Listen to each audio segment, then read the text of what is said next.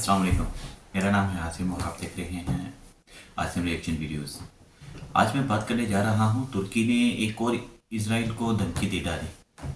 अभी सुना है कि वो फाइनल धमकी दे डाली। इतना ज़्यादा जुल्म जो कर दिया है फ़लस्तीन के ऊपर और गाज़ा के ऊपर।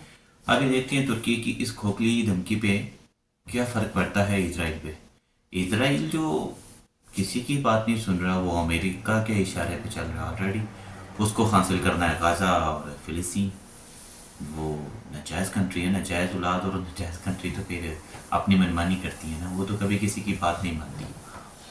तो देखो इजराइल किसकी बात मानता है, वो तो अपने बाप की बात मानेगा। जिसे कहते हैं ना, एक से बढ़ के एक दलील अमेरिका और इजराइल। चल ये बात रजब तैयब एर्दोगान भी जानते हैं कि खोखली उनकी खोखली धमकियों को दुनिया भर के धमकी देते हैं समझ और इसके चुके अलावा हैं। कुछ नहीं। लेकिन धमकी के बावजूद इजराइल पर कोई फर्क नहीं पड़ा। अब जाकर रजब तैयब एर्दोगान ने सख्त जुमलों का इस्तेमाल शुरू करते हुए इजराइल को आखिरी चेतावनियों में से कुछ चेतावनियां देना शुरू करी हैं। एक्सपर्ट के मुताबिक इस बयान के बाद और ऐसी धमकियों के बाद इजराइल के साथ तुर्की के रिश्ते अंदरूनी तौर से भी बिगड़ जाएंगे। देखते हैं क्या करता है दोस्तों, एर्दोगान ने आखिरकार खुद थक हार कर ऐसी बात कह दी है जिससे इजराइल जो है बुरी तरह से तिलमिला सकता है। दोस्तों, इजराइल फिलिस्तीन की ज़मीन को कहता है कि हमारे परमात्मा, हमारे गॉड ने वादा किया था कि ये इनके गॉड से ऐसा कहा है, ऐसा हमारी किताबों में लिखा हुआ, और ये हमारी किताब है। ये जुमला, ये सोच, ये फिक्र यहूदियों की है, ये याद रखना ज़रूरी है इस खबर के लिए। यह रजब तैयब एर्दोगान ने इजराइल पर नाराज़गी जताते हुए कहा कि इजराइल जो कुछ भी कर रहा है, जेनोसाइड जो कर रहा है, वो एक्सेप्टेबल नहीं है। रजब तैयब एर्दोगान ने कहा कि परमाणु हमले की धमकी देकर इजराइल हमारे भी खतरे में डाल रहा है, और इजराइल वादा की गई हुई जमीन के भ्रम में है और हमारे लिए खतरा पैदा करते हुए हमारे सब्र का इम्तिहान ले रहा है। यानी रजब तैयब एर्दोगान ने यह कह दिया कि आपसे जो वादा किया गया है वो भ्रम है। जी हाँ, रजब तैयब एर्दोगान ने क्लियर कर दिया, जैसे धार्मिक खेल, धार्मिक जंग नेतन्याहू खेल रहा है, पहला धार्मिक बयान अब इजराइल के खिलाफ तुर्की ने दे दिया है। उम्मीद है कि रजब तैयब एर्दोगान जल्द सही रास्ते पे आएंगे। हालांकि इसके अलावा तुर्की की तरफ से सख्त एक और बात कही गई। रजब तैयब एर्दोगान ने कहा कि दुनिया में शांति आ ही नहीं सकती जब तक फिलिस्तीन और इजराइल का मुद्दा हल न हो, टू स्टेट सॉल्यूशन न हो। एर्दोगान ने अपने बयान में साफ तौर से कह दिया कि इजराइल का जिस तरह से गाज़ा पर हमला है, ये इंसानियत, मानवता के खिलाफ है, जिसे बर्दाश्त करना नामुमकिन है। इसी के साथ तुर्की ने 500 टन मदद जो है गाज़ा के लिए इजिप्ट के बॉर्डर पर भेज दी है।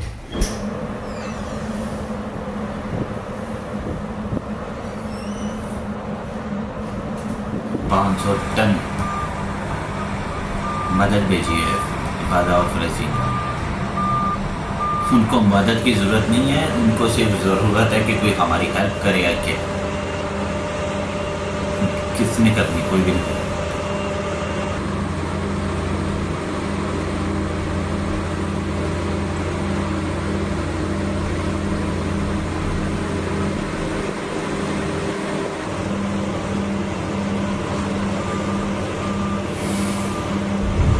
इजराइल का घिनौना चेहरा देख लीजिए।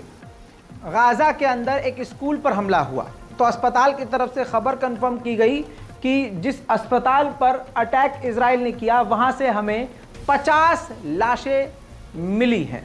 50 लोग मारे गए हैं एक ही हमले में। वहीं अल-कुद्स अस्पताल को जमीनी तौर से भी निशाना बनाया जा रहा है।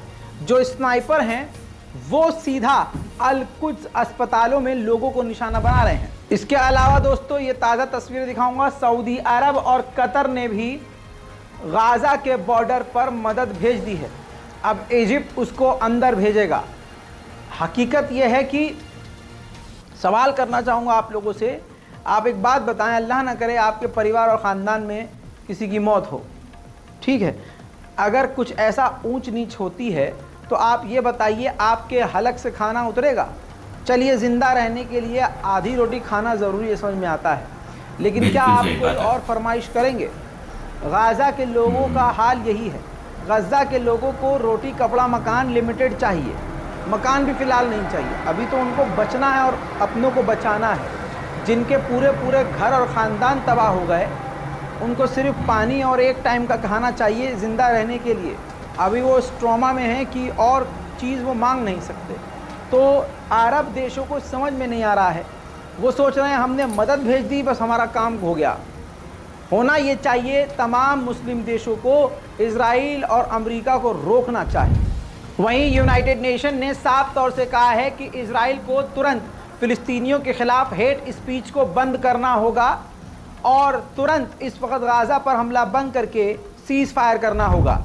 आपको बता दूं कि भारत की भारतीय जनता पार्टी के अंधभक्त और आईटी सेल के बिल्कुल फॉर्मेट पर, सेम उसी फॉर्मेट पर इजराइल काम कर रहा है। इजराइल के वॉर रूम के अंदर इजराइल की आईटी सेल बैठकर फेक न्यूज़ फैला रही है, झूठी खबरें फैला रही है।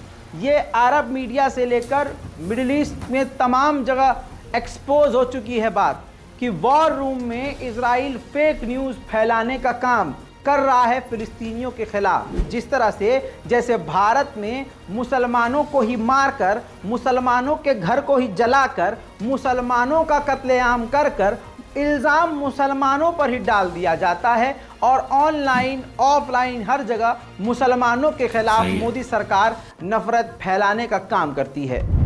इसी के साथ इजिप्ट पहुंचे थे कतर के लीडर। ये देख लीजिए, दोनों देश इजिप्ट और कतर बहुत इंपॉर्टेंट रोल अदा कर रहे हैं इस जंग को रुकवाने में और हमास से इजराइल के मीडिएशन करवाने में। हकीकत ये है कि इजराइल अपनी पूरी ताकत का इस्तेमाल कर रहा है इस जंग में। और भाई जंग क्या कहूँ, एक तरफा ख़तरनाक हमले हो रहे हैं, लेकिन मेरे दोस्तों इजराइल को अपनी पूरी ताकत इस्तेमाल करनी पड़ रही है। दुनिया का सबसे ख़तरनाक पेट्रोल डिफेंस सिस्टम भी कहलाता है अमेरिका का। पहली बार पेट्रोल डिफेंस सिस्टम इस्तेमाल करना पड़ा है क्योंकि लेबनान की तरफ से एक ख़तरनाक ड्रोन इजराइल का काल बनकर आ रहा था। आनन फानन इजराइल को समझ में आ गया कि भैया अब तो गई लंका हमारी, अब छोटा मोटा एयर डिफेंस सिस्टम नहीं, पेट्रियट अमरीकी डिफेंस सिस्टम इस्तेमाल करना पड़ेगा। अमरीकी पेट्रियट डिफेंस सिस्टम का इस्तेमाल करके उस ड्रोन को मार गिराया। उधर इजराइल ने एक्सेप्ट किया है और ख़ुद जानकारी दी है कि जब से जंग चल रही है 7 अक्टूबर से, तब से अब तक हमने गज़ा में 15,000 जगहों को निशाना बनाया है। 3 फ़िलिस्तीनी ग्रुप ने इंटरनेशनल क्रिमिनल कोर्ट से रिक्वेस्ट किया है कि जो वॉर क्राइम इजराइल गाज़ा में कर रहा है, इनकी इन्वेस्टिगेशन आपको करनी चाहिए। फ़िलहाल की इस डिटेल्ड रिपोर्ट में इतना ही। इससे पहले के तमाम रिपोर्ट्स को जाकर ज़रूर देखिएगा। इन रिपोर्ट्स को डाउनलोड कीजिए, व्हाट्सएप स्टोरी पर लगाइए, इंस्टाग्राम पर लगाइए, जहाँ जहाँ शेयर कर सकते हैं करिए। ये मत कहिए कि हम क्या ही कर सकते हैं, कम से कम कुछ नहीं कर सकते तो शेयर तो कर सकते हैं।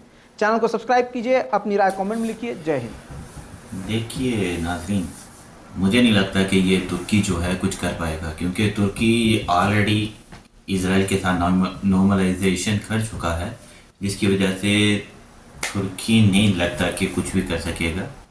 कोई भी इस्लामी ममालिक नहीं कर सकेगा, मुझे पता है इस बारे में, और आपको भी इस चीज़ के बारे में बहुत अच्छे से पता है। ग्रेटर इसराइल एक न एक दिन तो बन के रहेगा, क्योंकि इसने बनना है। ये क़यामत की निशानियों में से एक निशानी है, वो तो इसको बनना पड़ेगा। क्योंकि ये जंग जो है ना, ये अरबों की अकेली की नहीं है, ये हम मुसलमानों की भी है। लेकिन हम मुसलमान अभी जो है ना, अभी सो रहे हैं। कब नींद से जागेगी ये कोई पता नहीं है। सिर्फ एक दूसरे को निशाने पे निशाना बना रहे हैं बस। हम अपनों को मार सकते हैं लेकिन किसी दुश्मन को नहीं मार सकते, बस यही वजह है।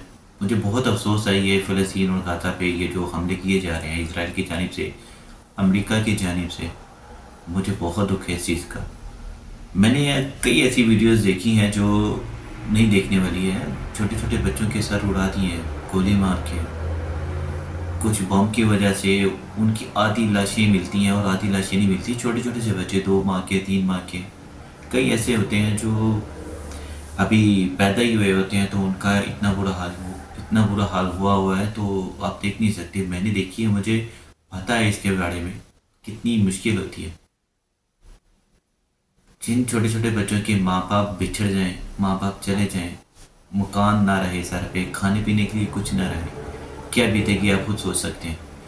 हमारा बच्चा इधर कभी गली से बाहर चला जाए तो हमें टेंशन लग जाती है, या हम कहीं घर से बाहर चले जाए अपने बच्चों को बता के, तो हमारे बच्चे हमें ढूंढते हैं जैसे कि पता नहीं काफ़ी दिनों से गायब है। तो हम तो फिर भी जिंदा हैं, उनके पास होते हैं, मिल जाते हैं, लेकिन उन बच्चों का क्या जिनके माँ बाप मलबे के नीचे दफन हो चुके हैं, उनका क्या। बहुत दुख होता है। आप भी दुआ कीजिए गाज़ा और फ़लस्तीन पे अल्लाह पाक अपनी रहमत फरमाए और इजराइल और अमेरिका को अल्लाह पाक निस्तो नबूद करे। प्लीज़ आप लोग भी दुआ कीजिए फ़लस्तीन और गाज़ा के हक़ में। इंशाअल्लाह ताला अल्लाह पाक बेहतर करेगा। मिलते हैं इंशाअल्लाह नेक्स्ट रिएक्शन वीडियो में, तब तक के लिए मुझे इजाज़त दीजिए। अस्सलाम वालेकुम।